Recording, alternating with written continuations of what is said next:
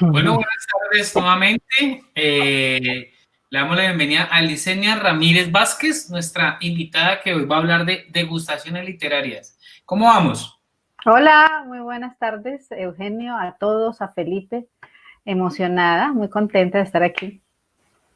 Bueno, para las personas que se están conectando, estamos en otras formas de narrar, un encuentro de escrituras creativas donde creemos que hay muchas formas de leer y hay muchas maneras de escribir. Hemos tenido invitados cineastas, literatos, gente que nos habla de ciberliteratura, personas que nos hablan de procesos de escritura en Buenaventura. Y hoy tenemos a Licenia, que es una persona formada en literatura en la Universidad del Valle, tiene una maestría en literatura también, cofundadora y productora de Cinespina, la plataforma que organiza este evento, y actualmente es docente en la Universidad del Valle en el área de literatura. También ha hecho un ejercicio como editora de varias publicaciones, entre ellas El Universo Canchimalo, El Libertario y Postales de Pensamiento. Bueno, Elisenia, bienvenida una vez más. Antes de empezar, ¿por qué le pusiste a tu charla degustaciones literarias? Bueno, ese nombre creo que conjuga las dos cosas que más me apasionan. Cocinar, me encanta cocinar, eso lo hago para cuando estoy bloqueada, estresada, no muy bien, la cocina me levanta el ánimo y me gusta degustar sabores. Y la segunda pasión, contar historias. Y por eso degustaciones literarias. O sea, que usted nos va a abrir el apetito con sus relatos. Espero que estén con hambre de escuchar historias y vamos a alimentarnos con la palabra. Vea, antes de continuar, una pregunta.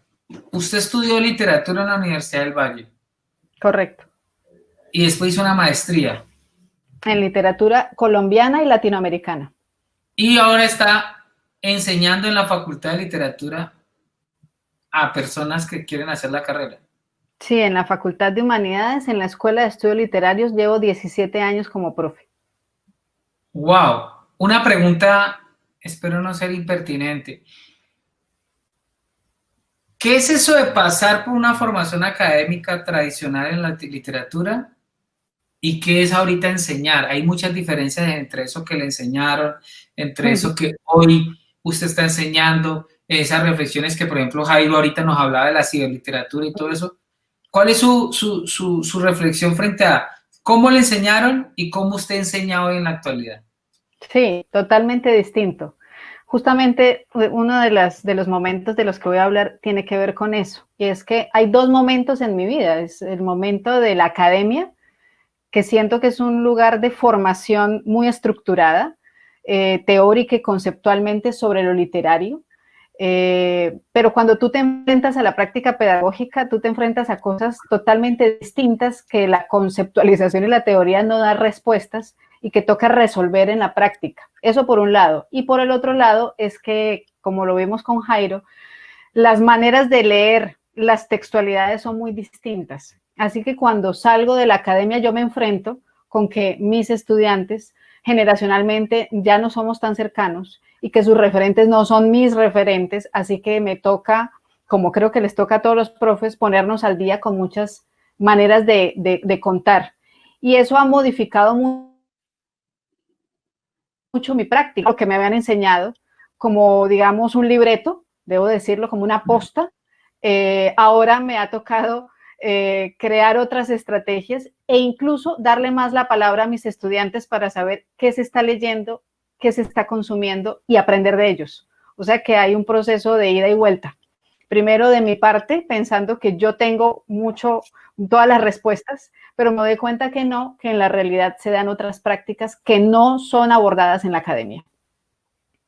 Bueno, en términos generales, como ven, así como Natasha, la primera invitada, nos hizo una reflexión sobre cómo en la realidad colombiana operan ciertos códigos propios de la teatralidad.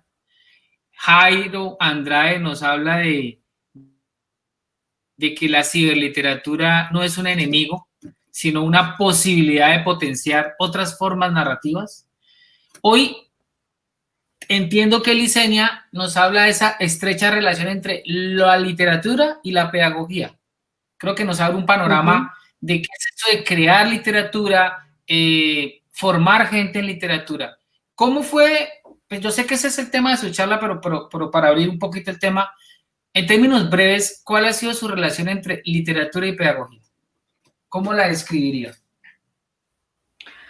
Pues creo que es una relación que curiosamente estaba más del lado de lo pedagógico que de lo literario. Esa es como la gran paradoja, que digamos, o la literatura me ha permitido transitar hacia lo pedagógico y que digamos es hacia donde voy. Enseñar es la posibilidad de aprender constantemente y de reflexionar sobre eso que uno recibe todo el tiempo, esa dieta cultural. Es decir, que esa dupla es como un ejercicio de digestión. Sí, la literatura se degusta, ¿cierto? Pero lo pedagógico me ha permitido digerir esas pruebas literarias, esas comitivas, esos banquetes literarios. Gracias a la pedagogía y a la práctica pedagógica he podido digerir esas experiencias y ampliarlas mucho más. Entonces, para mí es una dupla fundamental. No concibo la una sin la otra. Siempre que pienso en un texto, pienso qué elementos pueden estar allí para mi práctica pedagógica, pero no solamente enseñando, sino en la vida cotidiana, con mi familia, con la gente con la que yo permanentemente estoy. La literatura me permite hablar de la vida y la vida me permite volver a la literatura. Entonces, es una dupla para mí vital durante toda mi vida y durante mi práctica todo el tiempo estoy pensando en cómo poner en diálogo esas dos experiencias, los relatos, la narrativa, la ficción y la realidad en la práctica pedagógica. Pocas veces se conjuga en un autor el arte de crear y el arte de transmitir ese conocimiento en términos pedagógicos. Puedo citar dos ejemplos. Gianni Rodari, el italiano, es un gran escritor, pero también tiene unos libros maravillosos de pedagogía. Tiene, por ejemplo, una novela bellísima que se llama Atlanta, pero también tiene Gramática de la Fantasía, donde muestra sus técnicas literarias. Gabriel García Márquez tiene unas obras conocidas por la gran mayoría, pero también tiene un trabajo hermosísimo hecho en Cuba que salió bajo los títulos Me alquilo para soñar o Cómo se escribe un cuento, que son reflexiones desde el hacer, pero con un énfasis pedagógico. Hago este contexto porque a veces, y me corrige si me equivoco, ciertas personas de literatura tienden a creer que lo pedagógico no está al nivel de lo literario, o tienden a ver que lo pedagógico es como una instrumentalización de lo literario. ¿Usted piensa que escribir de literatura en clave pedagógica carece de valor literario? Y pensaba en otro autor, Frank McCourt, de Las cenizas de Ángela y que tiene el libro El profesor. Mira, Frank McCourt. Sí. Frank McCourt, que habla, el libro El profesor es justamente su práctica pedagógica y lo cuenta de una manera muy bella. Mira, hay una manera de nombrar eso que se escucha en los pasillos vulgarmente y es la cachucha pedagógica. Pongámoslo la cachucha pedagógica para hablar de ese elemento, y eso lo digo porque efectivamente muchos que se dedican a lo literario o a la enseñanza de literatura, lo pedagógico es algo que se quita y que se pone para dar una clase, ¿sí?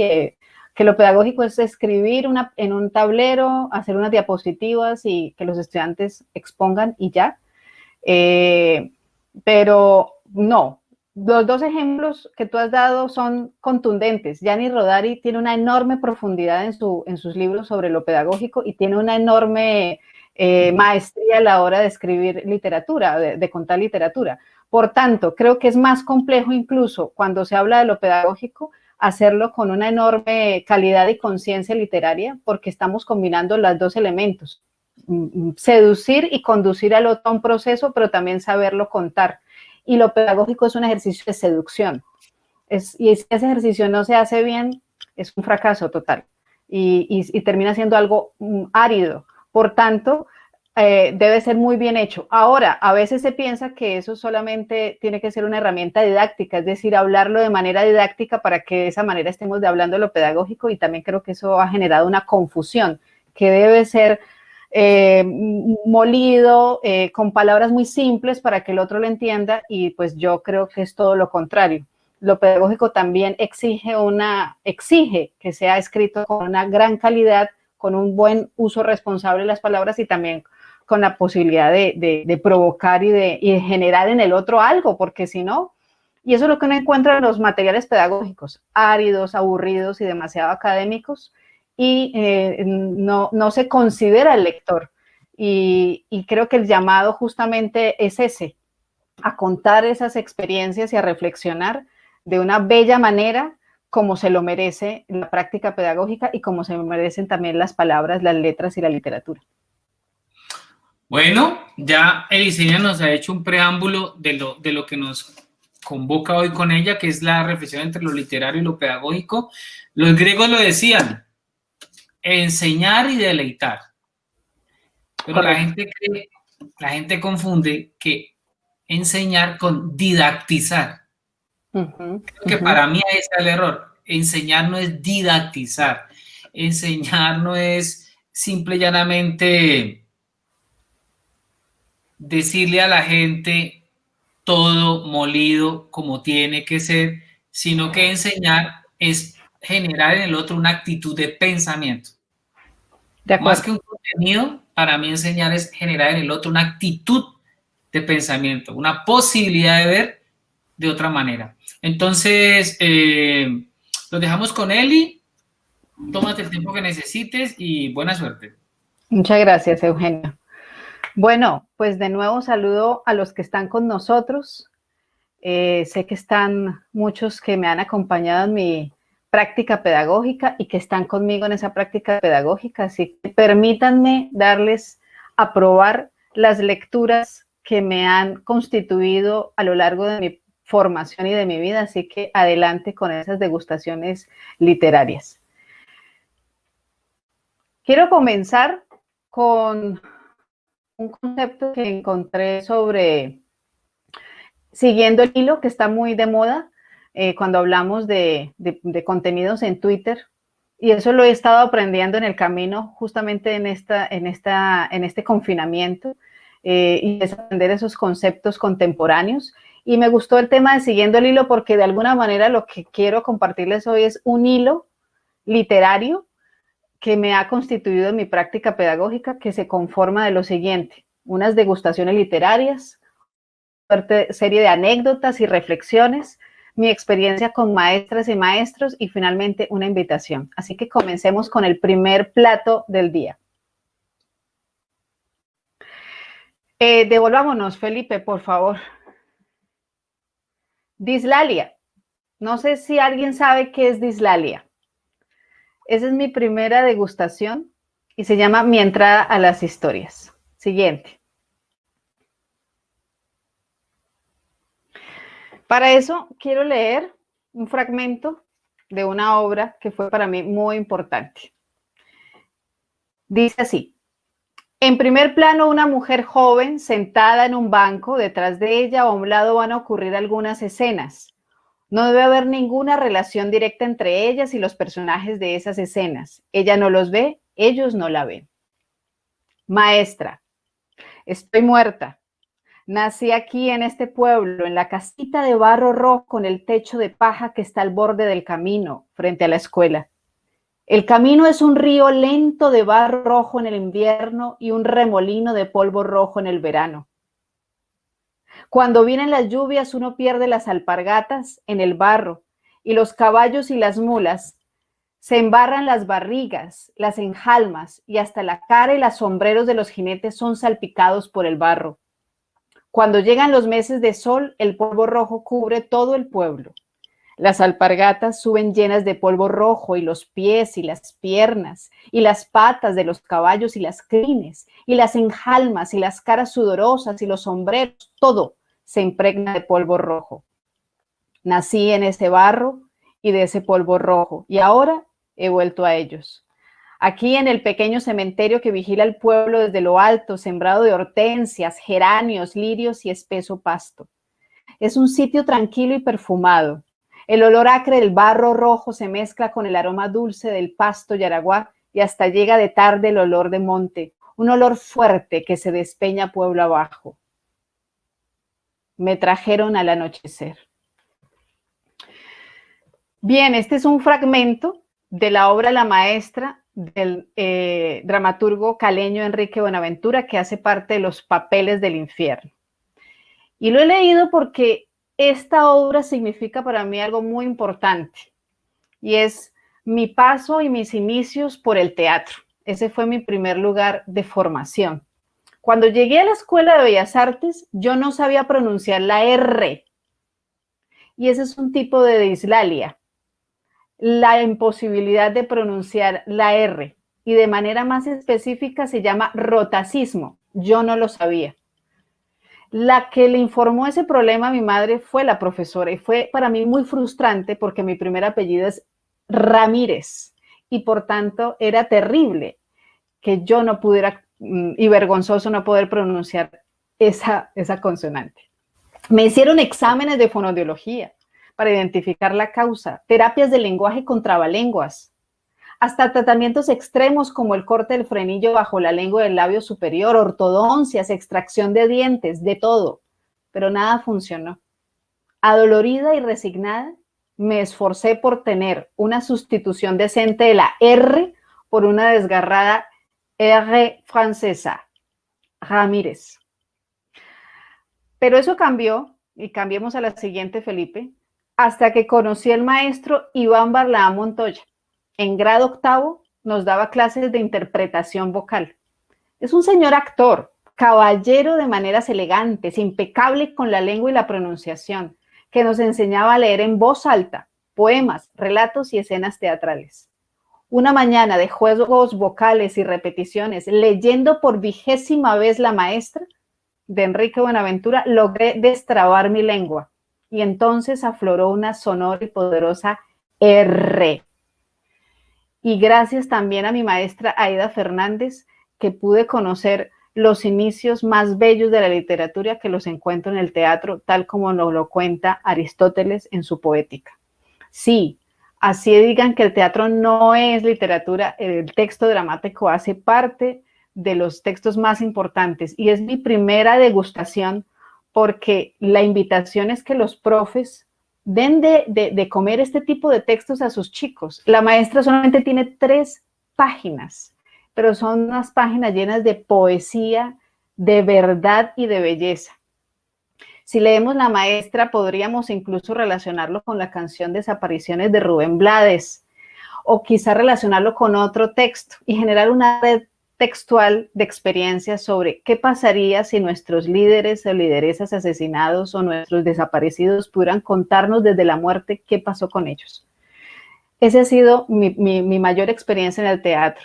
Y en los 17 años que llevo enseñando, sé que el trayecto pedagógico se lo debo al teatro. Porque por fortuna hice parte de una experiencia maravillosa en el bachillerato artístico en teatro, del cual también hizo parte John Alex, y ayer lo contaba, nuestro invitado de ayer. Y esa experiencia fue invaluable para mí, porque allí los maestros y las experiencias me permitieron reconocer la palabra, el cuerpo, la voz, para aprender el oficio de dar de probar historias.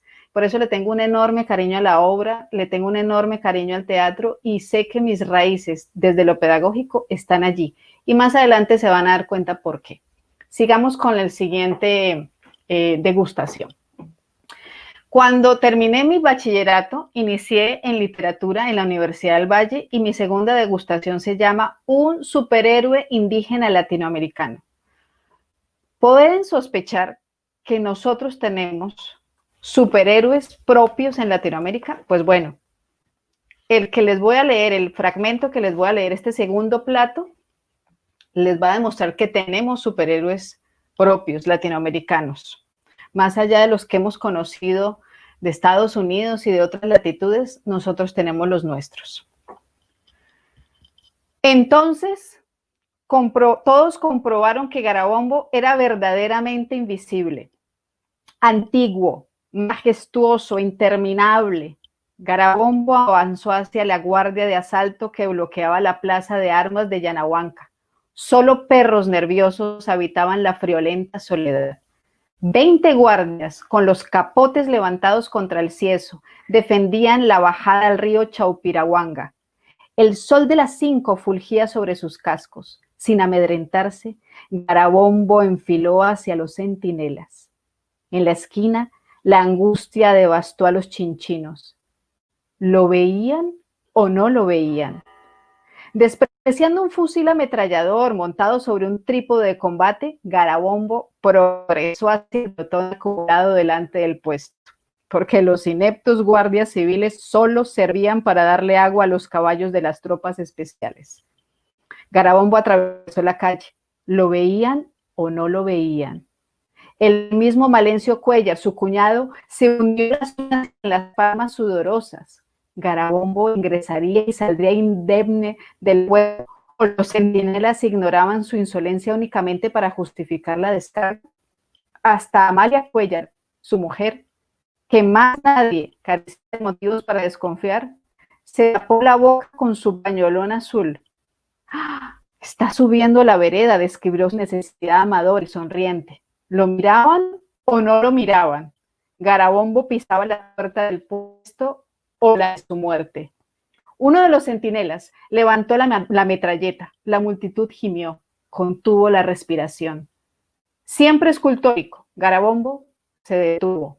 Por la puerta emergió el abrigo verde, la cara pecosa del comandante Bodenaco. Garabombo se pegó contra la pared. Con intolerable lentitud, Guillermo el carnicero extrajo una cajetilla y encendió un cigarrillo.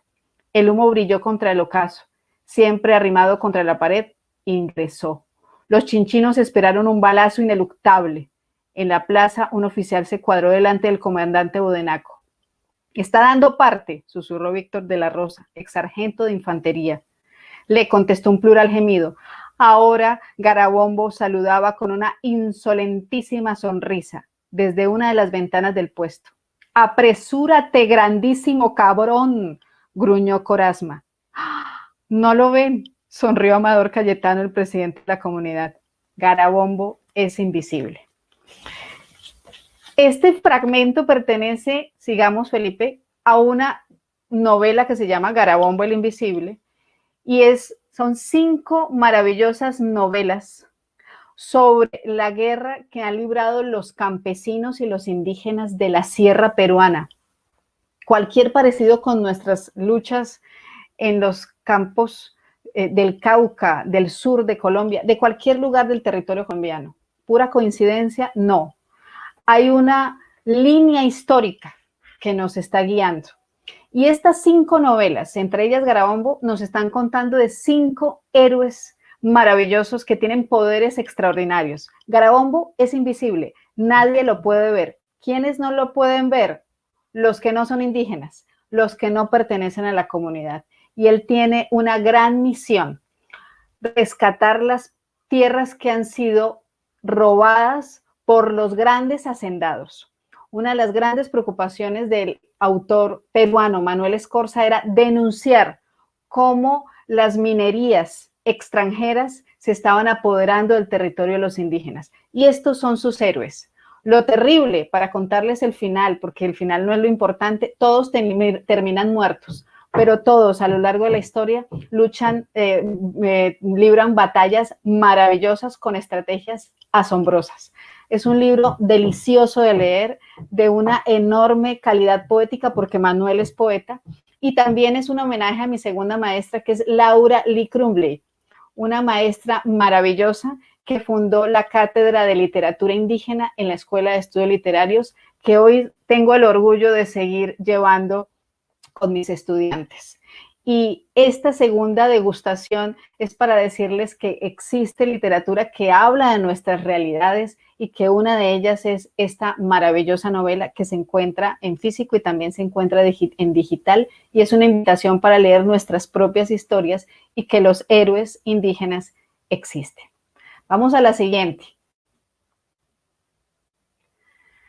Esta es una frase que me marcó mucho cuando empecé a trabajar y es mi tercera degustación. Y me preguntaban, ¿a usted le pagan por leer? Yo nunca lo había pensado y efectivamente yo comencé mi carrera como profe leyendo en los hospitales en un programa muy bello y era ir por los pasillos de pediatría ofreciendo un menú de libros a los niños hospitalizados. Y los padres muy sorprendidos me preguntaban y nos preguntaban si a nosotros nos pagaban por leer. Efectivamente, esa época fue una época muy reveladora porque pude contrastar lo que me habían enseñado en la Escuela de Estudios Literarios con otras literaturas y con otras lecturas y, como dice allí, con otras formas de narrar. Entonces, vamos a la siguiente y le damos clic al video, Felipe, para que puedan ver esta tercera degustación, que es un relato muy bello que se llama Jesús Bents. Poner los pies en el piso, bajar los brazos, agarrar el paso, cruzar los dedos. Siempre detesté estas expresiones desde mi más temprana edad, porque nunca tuve brazos ni piernas.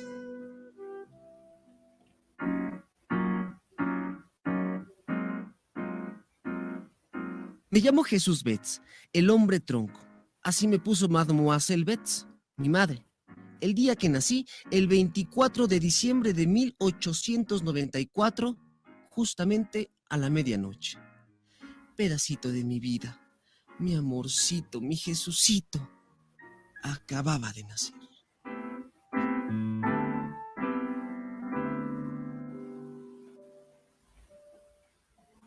El 13 de diciembre de 1899 me inscribes al coro. Mi voz de soprano hace maravillas. El 21 de noviembre de 1905, tú declaras que soy una verdadera carga.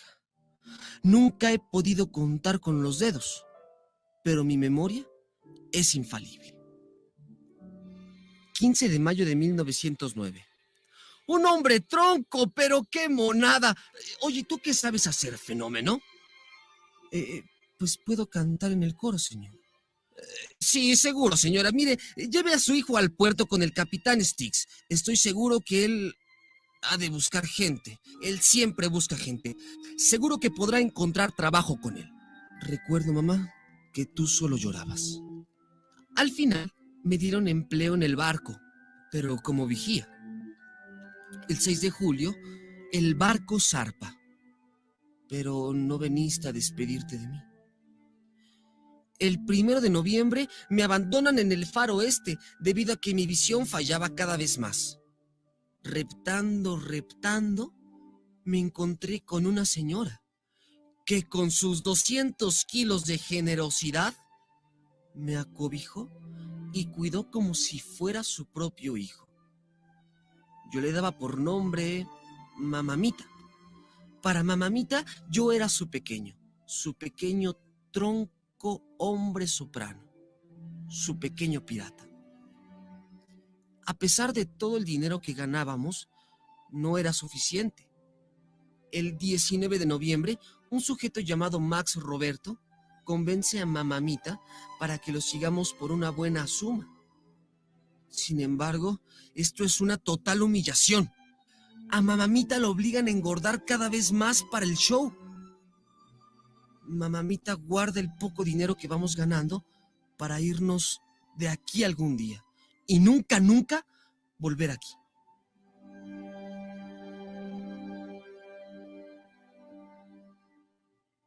El 11 de marzo logramos escapar. Vamos en busca de un lugar llamado El Gran Circo, donde no explotan a la gente, donde las personas como nosotros se les respeta. El 2 de abril, con el corazón agitado, llegamos al laberinto de telas multicolores, cuerdas, maderas y animales enormes. ¡Ey! ¿Ustedes qué hacen aquí? Vengan, síganme. Vengan por aquí. Enseguida me presentaron con los demás integrantes del circo. Ahora Mamamita vive en paz con el dinero que logro darle cada semana. Aún no salgo en los espectáculos, pero me quedo boquiabierto por las proezas de los trapecistas. De repente, en el cielo aparece una silueta, hermosa, maravillosa. El nombre de esa bella dama es Suma Catra, la diosa de las alturas. La vi por primera vez el 28 de febrero de 1919. En cuanto la vi, me enamoré de ella. Nunca te haré caso, gusano, deja de soñar. Ese maldito mago rompió mi ilusión. Mi voz se eleva al cielo. Estoy al pie del remolque de Suma Catra. Mi canto toca a su puerta. Como por arte de magia, me deja entrar. Entro a su remolque. Pero, ¿cómo podía la bella Suma Catra, la joya silenciosa del gran circo, enamorarse de alguien como yo, a pesar de que tuviera una bella voz? La mañana del 3 de marzo, sabemos que viviremos juntos. Rápidamente preparamos un acto a dúo. Yo canto como un dios enamorado, mientras ella me eleva entre los cielos. Nos presentamos en los teatros y óperas de todo el país. Por cierto, con un éxito creciente. Mi amada esposa es la que escribe esta carta por mí, y aunque nunca haya podido abrazarte, ni a ti, ni a mamamita, ni a Suma Catra, por otra parte lamento no tener extremidades y darle su paliza a los que se lo merecen. A pesar de todo esto, soy feliz. Pero lo seré más cuando vengas a Nueva York a verme actuar. Te mando el dinero para el viaje y un boleto de primera fila para el 17 de julio de 1921. Una fecha muy importante para mi mamá.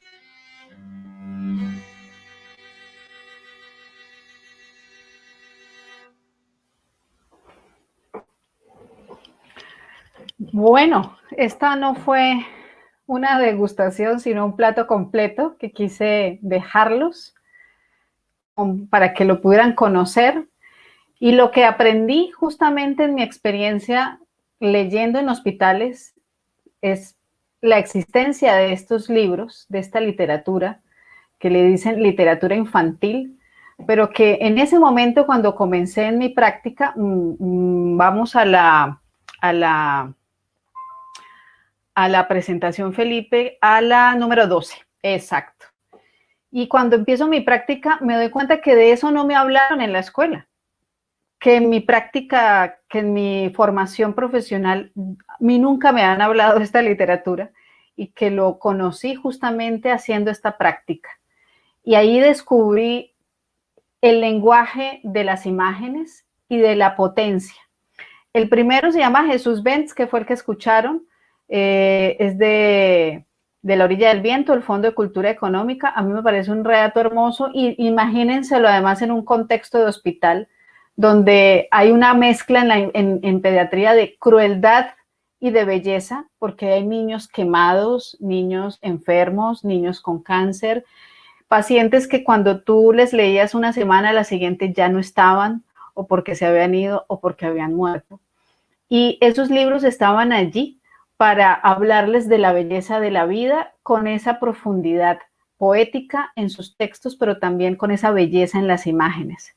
El otro libro también es un libro hermoso de un gran ilustrador y narrador que se llama Chris Van Allsburg, que es justamente el creador de Jumanji y del Expreso Polar. Y ese libro, Los misterios del señor Burdick, son imágenes y frases provocadoras. De manera que la noción de literatura comienza a transformarse gracias a esa práctica y gracias al paso del tiempo y a estas realidades. Hoy la literatura infantil por fin se está incluyendo en la reflexión y en la práctica pedagógica. Y creo que de eso he sido testigo a lo largo de estos años y celebro que así sea. Y por tanto, no solamente está dirigido, cualquiera puede leer esta literatura tan honesta, tan bella, tan profunda y que aborda temáticas tan interesantes, en este caso, un ser que no tiene brazos, que no tiene piernas, pero es infinitamente feliz. Sigamos con la siguiente, que es una confesión pedagógica. Enseñar lo que no se sabe. ¿Cuántas veces no nos ha tocado enfrentar esta realidad en nuestra práctica pedagógica? No solamente como profesores, sino alguien nos dice, vení, explícame algo y bueno, no sé, déjame, yo averiguo y te lo explico. Mira, esta anécdota tiene que ver con algo que aprendí justamente en el teatro y es improvisar, pero no improvisar como diciendo lo que no se sabe, sino justamente echar mano de lo que se sabe para poder resolver un problema pedagógico. Siguiente, Felipe. Y ese problema pedagógico es que alguna vez cuando comencé mi práctica docente en la Universidad del Valle, me dijeron, tienes que dar siglo de oro español. Y solamente había visto con Bautista, con el maestro Bautista que se encuentra aquí con nosotros, el Quijote. Pero dije, no, yo no voy a hacerlo. Yo no voy a hacerlo, así que voy a buscar otras posibilidades y encontré, de nuevo volví al teatro y encontré piezas dramáticas, pero también encontré cosas muy, muy graciosas que se volvieron un motivo literario en mi clase de Siglo de Oro Español y era descubrir este texto que les voy a leer. Dice, pues a los que ya están manifestando asuntos escatológicos en el chat, dice, pues decir que no es bullicioso un pedo, bueno es eso. Hay cosa de más gusto que ver en un concurso grande, si se suelta uno, el rumor que mete y qué agudos acuden todos a taparse las narices, como está dicho, y otros que más lo huelen haciendo la disimulada toman tabaco. Y es probable que llega a tanto el valor de un pedo, que es prueba de amor, pues hasta que dos no se han peído en la cama, no tengo por acertado el amancebamiento. También declara amistad, pues los señores no cagan ni se peen, sino delante de los de casa y amigos. Y un portugués preguntando cuál era la parte principal del cuerpo, dijo que el culo, que se asentaba primero que nadie y aunque fuese delante del rey. Los nombres del pedo son varios. ¿Cuál le llama soltón preso, haciendo el culo al caide? Otros dicen, fuésele una pluma, como si el culo estuviera pelando perdices. Otros dicen, tómate ese tostón, como si el culo fuera garbanzal. Otros dicen algo crítico, cuesco, derivado de la enigma. Y otros han dicho, entre peña y peña el alba, río que suena. Aquí que se levantó aquel refrán que dice, entre dos peñas feroces un fraile daba voces. Y finalmente dijo el otro, el señor don Argamasilla, cuando sale, chilla.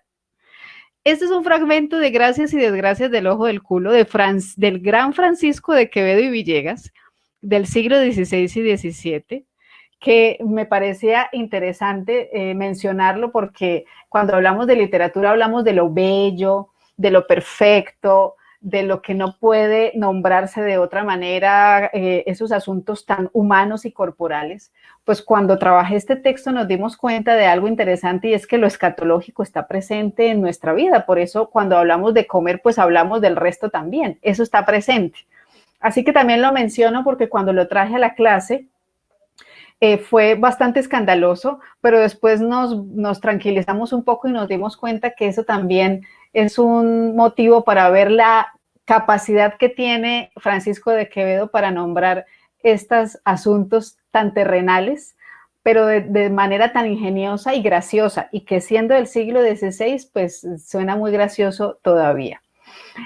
Y también porque lo escatológico hace parte de ese gusto que tienen los chicos, los jóvenes tienen un gusto por ese tipo de cosas y se vuelven como temas tabú. Pues bueno, yo lo traje precisamente porque esos temas tabú hacen parte de la literatura. Vamos con el siguiente.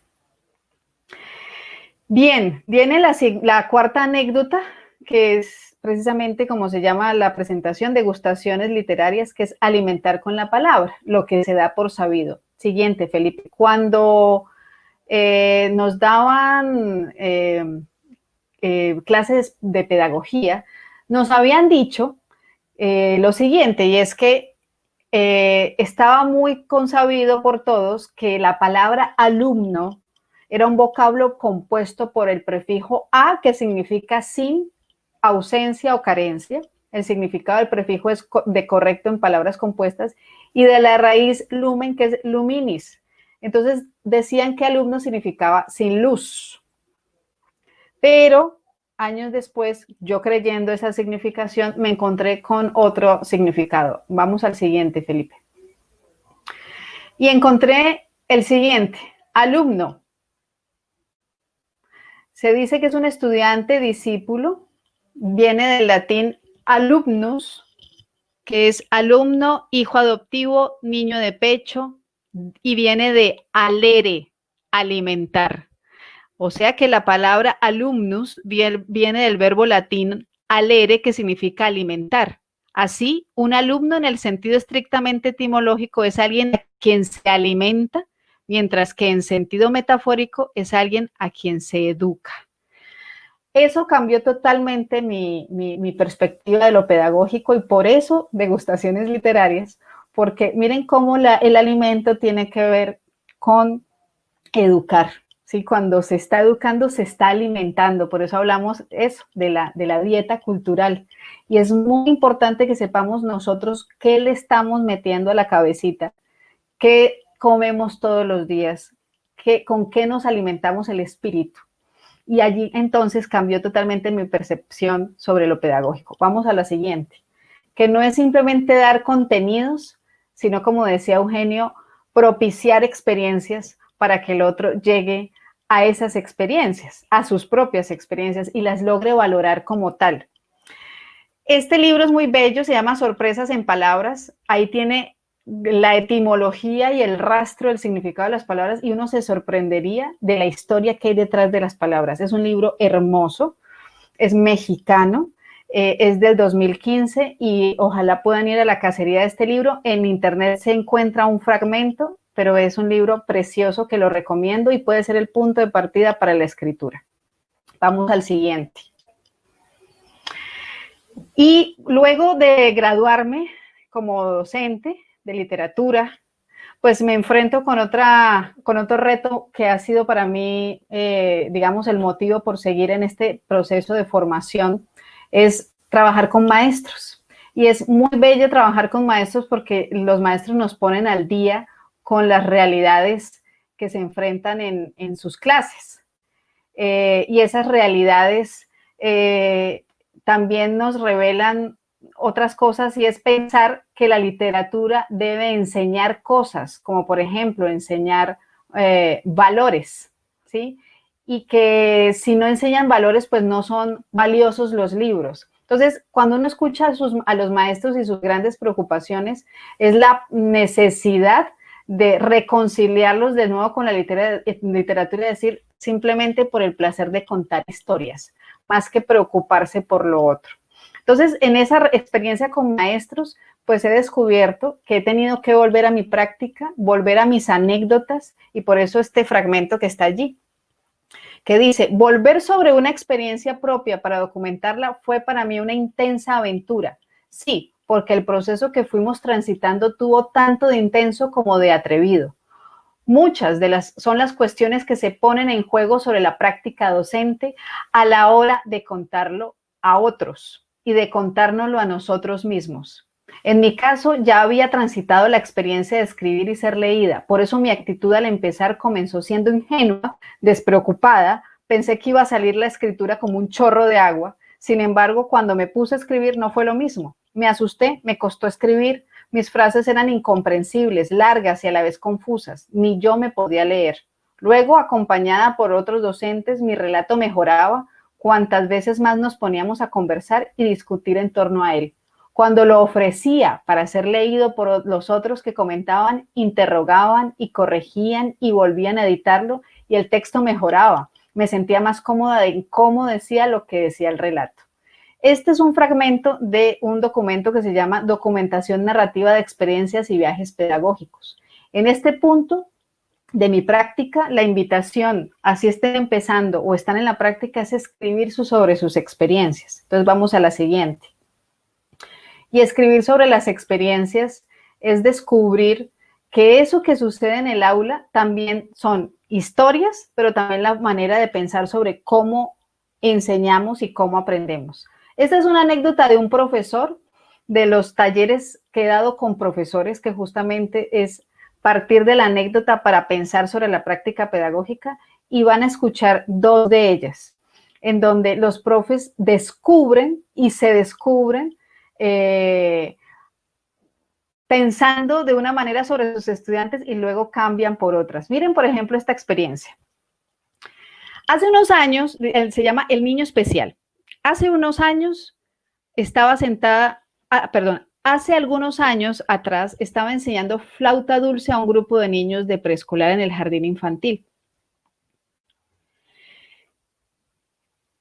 En el jardín infantil Árbol de los Sueños. En las primeras clases les hablé acerca de la respiración, de las notas y cómo tocar. Después comenzamos a aprender canciones que les escribía en el tablero a fin de que cada uno las consignara en su cuaderno para que no se les olvidara. En las siguientes clases empecé a darme cuenta de que cada niño hacía uso de su cuaderno para recordar los temas, excepto uno de ellos que siempre se movía mucho y casi nunca miraba el tablero. En vez de eso, se la pasaba mirando hacia abajo o hacia arriba, o lo que yo le etiqueté de entrada como el desaplicado, distraído, que no ponía nunca atención. Continuamente le llamaba la atención hasta que un día le dije, si no me tocas las canciones que hemos aprendido, ya no entras más a mi clase. Y en ese momento observé con sorpresa cómo este niño tocaba todas las canciones en la flauta. Entonces, muy asombrado, me preguntaba, ¿cómo este niño hace eso si nunca registró nada en su cuaderno y más aún si nunca miraba el tablero o tocaba el instrumento como todos los demás? Bueno, este relato nos cuenta cómo un maestro descubrió que no era suficiente con esa manera tradicional de enseñar, sino que los chicos también tienen sus propias maneras. Vamos a la siguiente, Felipe. Así que esto nos lleva a la invitación al taller de maestros, al siguiente, Felipe. Vamos a la siguiente que dice a la invitación de taller de maestros. Todo este trayecto me lleva a la siguiente invitación y es que los maestros escriban, y para eso vamos a abrir un espacio en Sin Espina que nos va a permitir conocer a aquellos maestros que quieran entrar en un ejercicio de escritura. Aquí lo voy a poner en el chat, y es que allí los invito a los maestros que quieran escribir sobre sus experiencias. Nosotros estamos creando un espacio para ello, y es cómo potenciar esas anécdotas y esas experiencias y convertirlas en reflexiones pedagógicas que van a mejorar nuestra práctica. Entonces es compartir esas lecturas y convertirlas en un ejercicio de degustación para otros maestros, de decir, mira, esta ha sido mi experiencia y cómo puede potenciar la práctica pedagógica. Hacia allá se dirige esta charla de degustaciones literarias, que espero que hayan quedado saciados o al menos provocados para continuar en esta y en otras historias. Bueno, hay que hacer la digestión. Hay que hacer la digestión. Después de esta charla de Licenia, pues es inevitable pensar que la digestión es a la comida como el pensamiento es a toda esta información que tenemos que hacer, ¿no? Porque si no le hacemos la digestión a estas charlas, pues finalmente uno tiene dos posibilidades. Cada que recibe formación, o produce energía o produce excremento, y ya uno decide de qué quiere llenarse la cabeza. Eli, muchas gracias. Muchas gracias. Tenemos el tiempo justo. No sé si quieres cerrar con algo. Y maravilloso. Por aquí hay gente que está comentando que dice el libro que recomendaste. Nicole Cabrera dice que Los misterios del señor Burdick tiene unos dibujos preciosos y mini historias muy interesantes. Entorno Gamer dice que le gustó mucho. Mariana Betancourt dice qué plato más delicioso. Daniel Quiñones dice que genial. Mónica Ramírez dice, la realidad es parte de la ficción y nos han vendido la idea errónea que la literatura es el arte y la disciplina que embellece el lenguaje en exceso hacia la ficción. Un poco con referencia a lo de Quevedo que contaste. El profesor Bautista al comienzo Bautista recomendó al comienzo algo sobre un boletín de maestros que escriben. Es una red de maestros que existe actualmente y que, claro, comparten esa experiencia. Precisamente la invitación que estamos haciendo nosotros es que incluir la escritura como parte de nuestra práctica pedagógica, y por eso allí he puesto ese link para que quienes quieran más información, pues apliquen y podamos ponerlo en contacto todos esos maestros que podemos compartir esas historias. Dice la gente que excelente, profe, usted parece que tiene mucha hinchada, es decir, Tengo tiene hinchada. muchos, digámoslo en la lógica de lo que usted plantea, tiene usted muchos comensales. Ah, Concuerdo maravilloso. con Carol, fue un gran banquete, maravillosa degustación. Bautista dice, estupenda tu charla, nos diste entrada, tu lectura plato fuerte, tu experiencia y postre, invitar a los maestros a escribir. Muchas gracias, profe Bautista. Mara Victoria Córdoba dice, pero es que el excremento es energía y es parte de nuestros procesos. Muchas gracias, maestra. Ella dice que el excremento es energía. El excremento se puede transformar en energía. Sí, por sí solo no lo es. Ilustraciones que nos dejan con antojos de más. Súper interesante. Muchas gracias, profesora. Bueno, entonces, ¿qué tal si tú nos das el cierre y nos invitas al próximo invitado, que es Eduardo Montenegro? Claro que sí. Bueno, de nuevo la invitación es, profes, maestros, hay que escribir, contar nuestras historias, nuestras experiencias, capitalizarlas y hacer de esas experiencias docentes la posibilidad de pensarnos nuestra práctica y nuestras experiencias. El siguiente invitado, Eduardo Montenegro, es un hombre que trabaja el audiovisual desde hace bastante tiempo, inquietudes narrativas desde el audiovisual, que trabaja con las comunidades. Tiene un trabajo invaluable que hoy nos va a compartir y es otra forma de narrar. Nos vemos en un par de minutos.